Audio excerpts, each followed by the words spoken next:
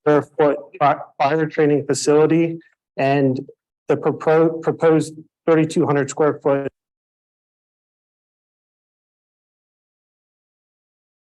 to the right of the existing one was approved in the 2017 plans, but never constructed. Currently, that area is used for material storage and bins, which will be located after the construction, or I guess prior to the construction of the garage. There's no new impervious cover proposed, so there's no adjustments to the stormwater management.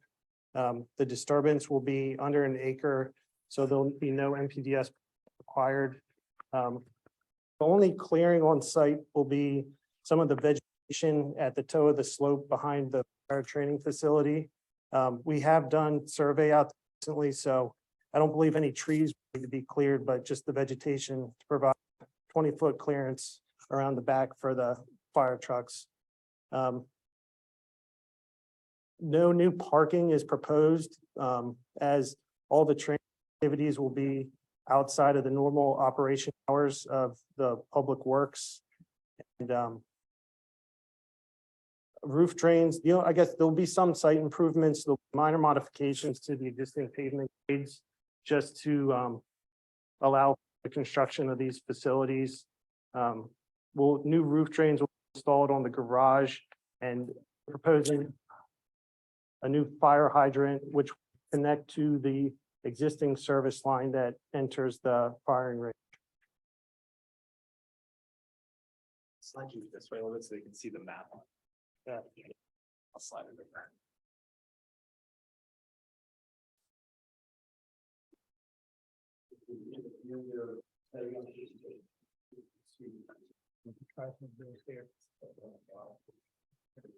Yeah. There.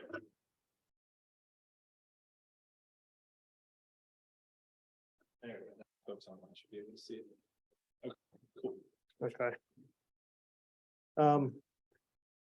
The proposed garage will be the same height, dimensions and color and finish of the existing garage. So we're not proposing any changes to that. The fire training facility will be constructed of refurbished shipping containers. So it'll be 3 containers on the base and 3 containers high. Is that correct? Yeah. And as you can see the model here, specifically of what that's going to look like. Oh. There we go. Yeah. get Yeah. that from- We'll hold it up to the camera for the folks online to see first, and then we'll pass it around for the planning board. It looks like 4. not Yeah, 3. yeah, it's 4 containers high.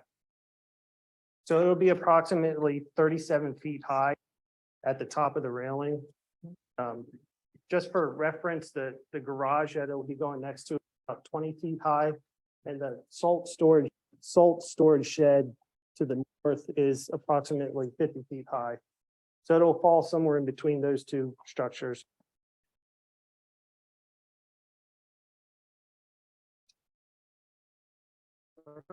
You have some render as well. To try to give some perspective.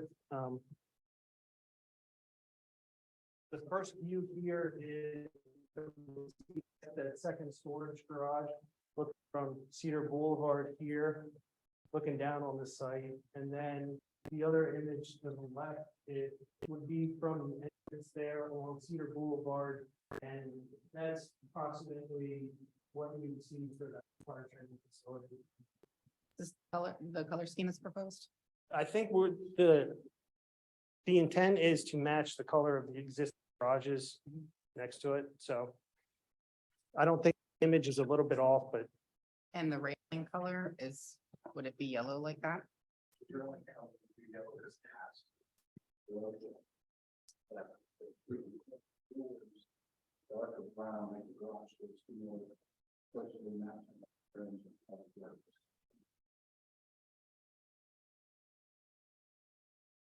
Is it coming?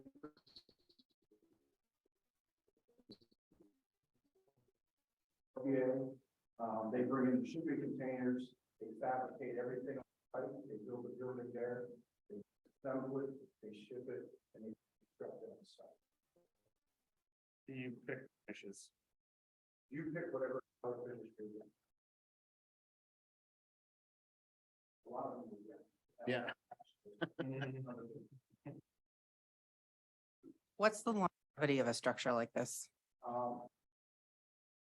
In excess of 20 years. Generally, the only that needs changed out in that time period is what they call a burn. But the reality is for us, this really isn't a facility that's going to burn.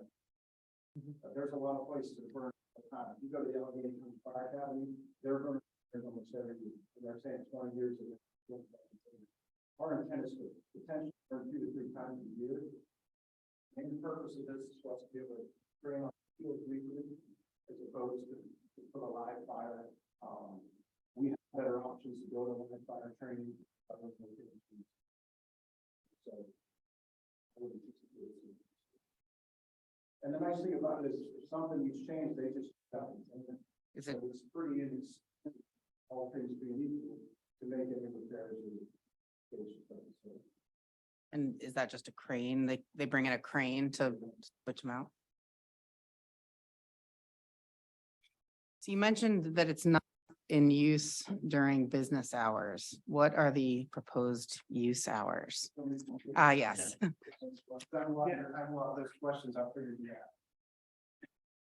So we generally train on Monday nights, the Mount Lebanon Department. That's our typical training night, three times a week. So generally start at 7 and we're done at 9:30. So, our commitment is we're not going to be in there past 9:30 any evening. The last thing we want to do is we work very hard to have a good relationship with our community. The last thing we want to do is upset anybody. So we'll be there generally weekly in nice weather from about 7 p.m. to 9:30. Now, we also host what we call the recruit fire training program for all the Shake Hall, 1 fire departments. They train on Thursday evening. So once again, weather's nice. And they're usually in class from January till May. And obviously in January and February, they're probably not going outside, and back in class September and October. Those are the only months that program meets and would potentially use the facility. We probably use it on some Saturdays because we have the opportunity to train. Once again, our goal is we would not start before 9 a.m. And we would be wrapped up by 4 or 5 p.m. So we don't want to start early in the morning and make noise. We don't want to be there late at night and make noise. The last thing we want to do is disrupt anybody. So those would be the anticipated hours, use of that facility. I can't, obviously, we have a paid staff, and if right now the paid staff said, hey, let's run down for a half hour and throw up some ladders, it's not going to make any noise or disrupt anybody. But and most of the training that we do is not going to create a lot of noise. We're stretching hose, throwing ladders. There's going to be those occasions where we're forcing doors and using saws 2-3 times a year. Those are going to be a bit noisier, but again, our intent's to be done, not start early in the morning and be done by 9:30 in the evening. So on the big site plan of all the buildings here, that is the tightest point between the 2 neighbors. Of the north side and the south side there, the distance between the adjacent neighbors. Have you reached out to the neighbors or had any dialogue with them? I'm sorry, I can't quite hear you. Yes. So the point where you're putting the building is in the tightest part of the site Right. relative to the adjacent homes. Have you reached out to them? I think don't they get notification of the planning board meeting? Mhm. So they would get notification, and hopefully they watch the video and get the specifics on this. And then we're required under the DEP that anytime we're going to burn in this facility, again, we anticipate doing that 2 or 3 times a year. We have to give every resident within a 400-foot radius a 7-day notice that that's going to occur. But that they have notification. So we do have in our package kind of a 400-foot perimeter. When we burn, just so people are aware, it would generally be on a Saturday. We are only allowed to burn under DEP certifications, pallets, straw, and OSB, which is basically plywood. Those are the only materials we burn, and we're limited to the amount. So when you have a burn, and the burn generally would occur in 1/2 of one container is equipped to burn. So it's not like you're burning in every place of this. It's just one part of a container. believe the way that goes is there's a 3-sheet OSB, one on each wall, one on the ceiling, that kind of sit behind some chain, and then a 55-gallon drum in which you take a pallet, you break up the pallet, put a little bit of straw. And so essentially you're gonna have, a campfire is essentially what you're gonna have. You know, and our goal is to watch this. We can never control wind conditions, atmospheric conditions. So as you start one of these, and I've done a lot of burns in my lifetime, if conditions aren't favorable and they're gonna irritate somebody, then we're just gonna call it a day. Today is just not a good day, because we have the flexibility of having this facility in town. But the real purpose of this building, you know, right now, I've been in fire service since 1985. We stretch hose in a parking lot. I've never been to a fire in a parking lot. But we have no place to stretch hose, to throw ladders, to do just a lot of work that we do. And so we're always trying to push the envelope and improve the organization. I think this will go a long way to making sure everybody's skills are good and sharp. Even smoking up, a lot of times we'll use theatrical smoke in this. We don't even have a building right now. If we did it in this building and set off the fire alarm, same thing with the public safety building. So we'll go down there, put theatrical smoke in it a lot of times, and put fake victims and have the folks search and do those things. And again, it's going to be pretty quiet when we're doing those types of activities. Are you concerned at all about the visibility in the road when you're doing those types of things, that people are concerned about what is going on there? Because it's a pretty public road. Yeah. I can't answer that question for you. I mean, it's going to have a logo probably on it, Mount Lebanon Fire Department Training Facility. Even like rubberneckers. Yeah, yeah. There's a very busy road next to it. And in reality, now there's a building there. There'll be a building there, so it'll be a little bit different. We're down there every Monday night now. I mean, so they see fire trucks and firefighters and flowing water, and it's just right now we're just kind of in the parking lot.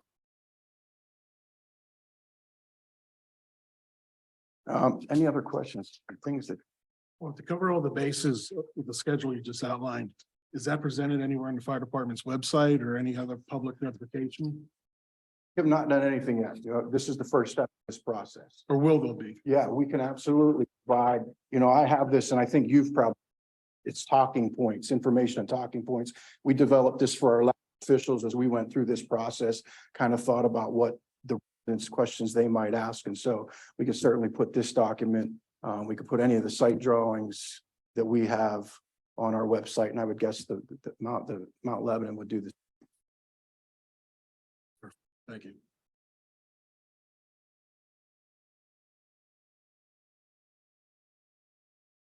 I guess the one question I had was for Ryan, with respect to the overall site. We were talking about this earlier. And Rebecca kind of hinted at as far as visuals of the site itself. And I know we're kind of going back. This is basically independent of what we're proposing here, of the screening of the municipal site itself overall. Trying to understand is that, are there any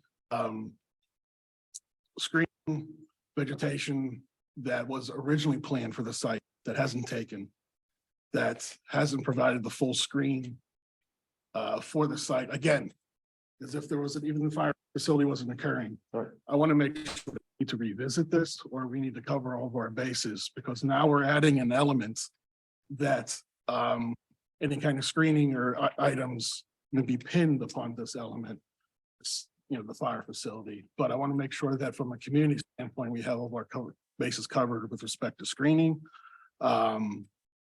Just the rubbernecking issue, of kind of attracting items, and just for, community proposal of aesthetics. And it's not something that would hinder opinion of the project, but I think, as we move through the process and the next steps, I think it's nice to have maybe some alternatives or maybe another viewpoints, screening options that we can explore for the property itself. So that's just my opinion, my recommendation. And we were talking about before, I think a lot of the trees along there are high trees. They're not low standing shrubs. As you're driving at a 3.5 foot height, you can see right through it. It's honey locust trees. As I had mentioned, when we were talking before, it's, they're the first to fall and the last to leaf, so you don't get that full screening effect. So it's just my recommendation or a consideration of something to consider from a site planning standpoint. Again, it's totally independent of this facility itself. I'm just looking at it from the overall project. Just for clarification, Dave, it'd be an evaluation of the screening that was planned and installed at the last project and Yes. how that's doing? Yes, almost like a punch list situation. Yeah, so there's some trees that aren't doing so well, so to take the old landscaping plan and kind of evaluate that, see if it can be supplemented at So- all. Yeah, so if there's any deficiencies from the Yeah. original plan that we recognize that Yeah. plants died, trees died, or whatever, can we kind of meet the intent of the overall project, the original project, so. Thank you.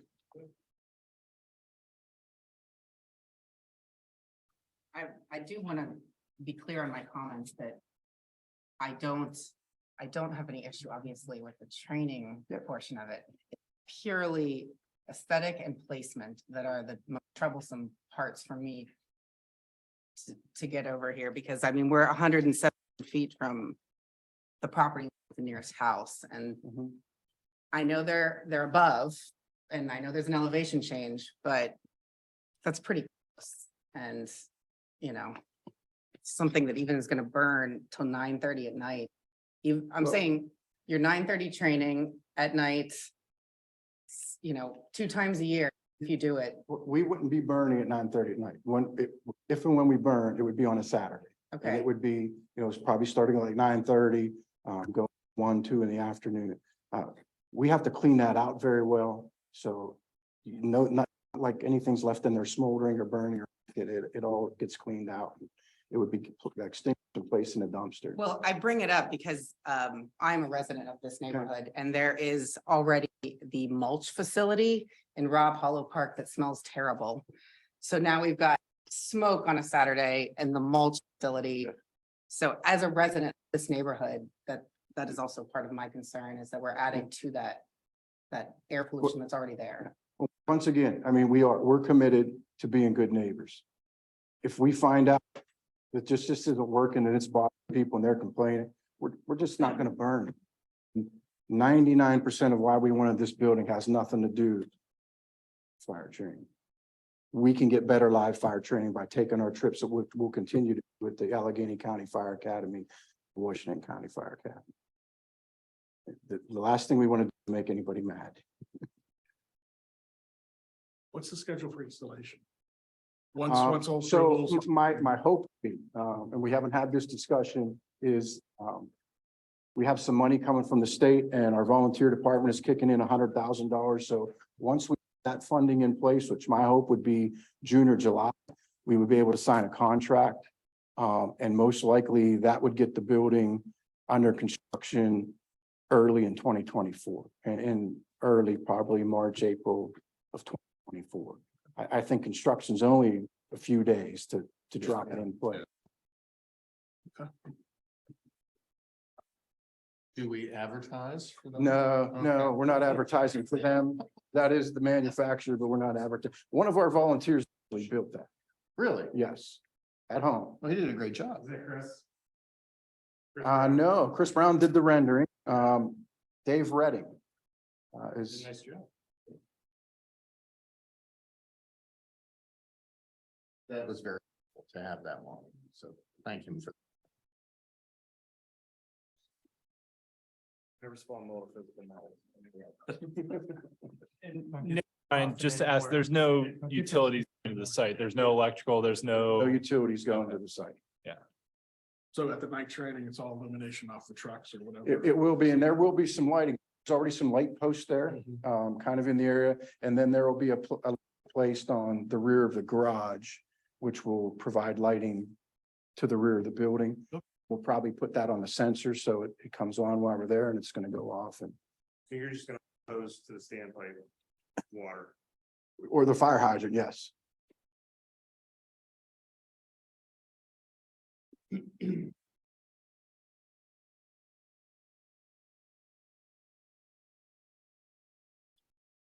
Any questions? Any public questions?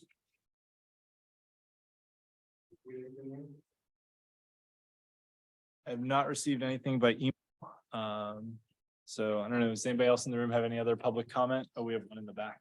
Yeah, come on up, state your name and address for the record.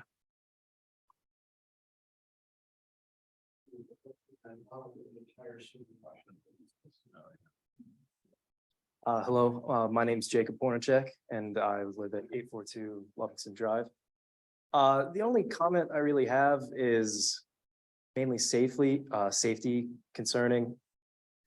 I'm close to being a kid still, but I remember in my backyard, we had a treehouse that I would spray with a hose, pretend I was a fireman almost every day. My issue is with this close to a residential community with families, I was wondering what kind of safety measures there are to keep children from going to what is essentially a not obvious a playground, but can be misconstrued as a playground to. That's all I have to say. Does anyone from the fire department want to? To that. The building itself can be secured. I think he brings up a great point. We'll have to think about what we're going to do with the stairwell. One of the reasons we like the public works site is because it's lit. The police are through there all the time. There's a lot going on there. We had originally proposed, and it would take some more work. Our original thought was out on the McNeely property. We actually have some training props out there right now that get vandalized by kids. They have some drinking parties over there. So it certainly, it is something that needs considered, and we think community to do that. But it's a great point, and we'll certainly we can add as far as like I said, the building itself will be secure. We'll have to think about that on how to secure it so that somebody can't climb it. Stand by, just see we shimming up that. I would hope not.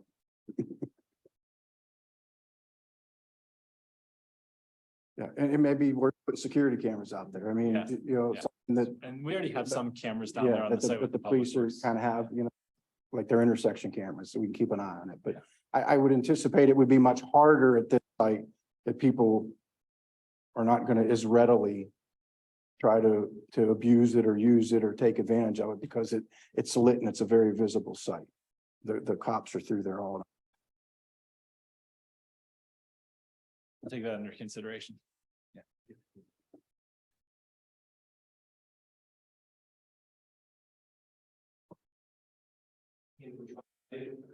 Sure.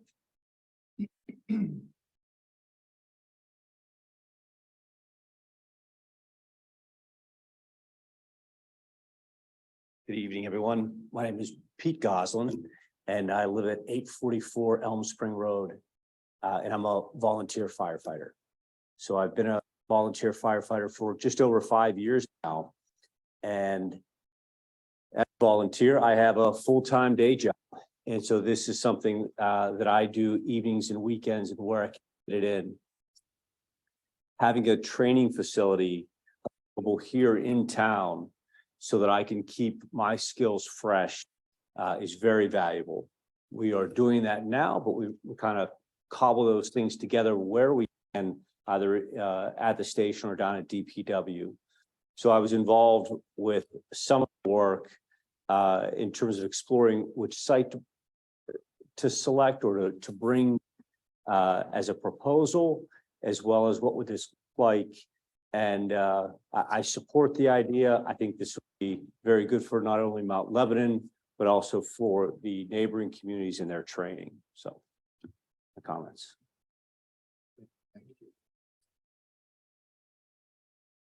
Do we have any further comments? Okay, we have a motion. Oh, Dan, yeah. Sorry. Members of the commission, I do have a letter dated March 17th, 2023 regarding the submission of the Fire Training Center and the additional public works building.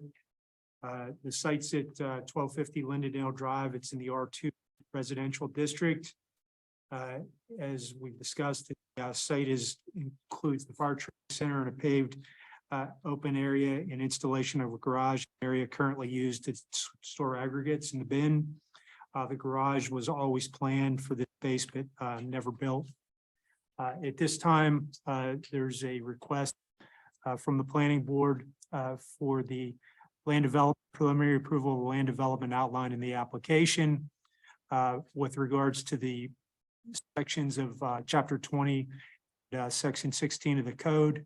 Under chapter 20, municipal facilities are used by right in all zoning districts.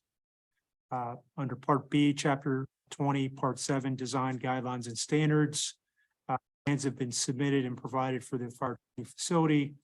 The garage will be a duplicate of the one already on site and used for the storage of equipment. Under chapter 20, part 8, requirements applying to all district. There's no new site improvements are planned. The training facilities activities will be in hours of operations when not being used by Public Works, therefore no additional parking is planned.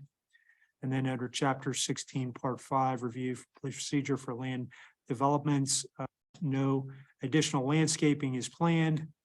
Landscaping was installed as a part of the 2018 Public Works renovation project. No additional stormwater management is required. Again, stormwater management was accounted for in the 2018 Public Works renovation project. And a lighting plan will be required for the final plan submittal. Under general comments, commented that if there's any roof drains, they need to be addressed and shown on the plan, and that they need to submit for final approval. Really, with there being no improvements, there's really not much for us to talk about. But that's the conclusion of my letter, Mr. Chair. Thank you. Motion?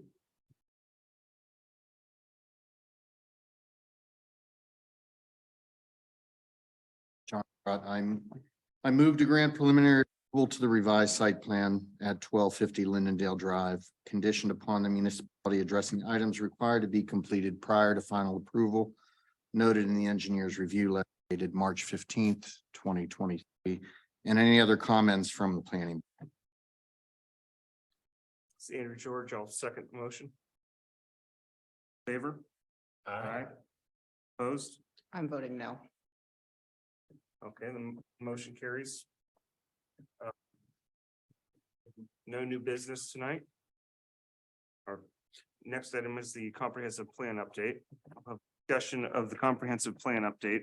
The municipal planner will provide an update on the progress. Yes, thank you. So we are in the middle phase of the project. 3 phases were explore, test, and build. So we're in the test phase of the project right now. So the consultant is currently working on some additional, I'll call them mini surveys, to dig deeper into some items that came up during the first round. We've held a focus groups, and the consultant is planning to come to the planning board meeting in April to provide a more detailed update on the progress of the project.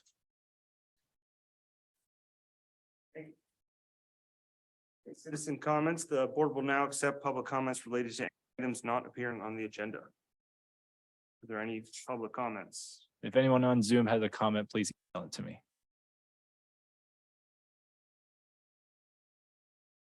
Okay. I guess not. Well, with that, our next regularly scheduled meeting, Mount Lebanon Planning Board, is Tuesday, April 18th, 2023 at 7 p.m. All municipal meetings now have a Zoom webinar component to enable residents to attend meetings either virtually or in person. With that, do we have a motion to adjourn? Check and make a motion to adjourn. Rebecca Griffin, I'll make a second. All in favor? Aye. Aye. Opposed? We are adjourned. Thank you. Thank you.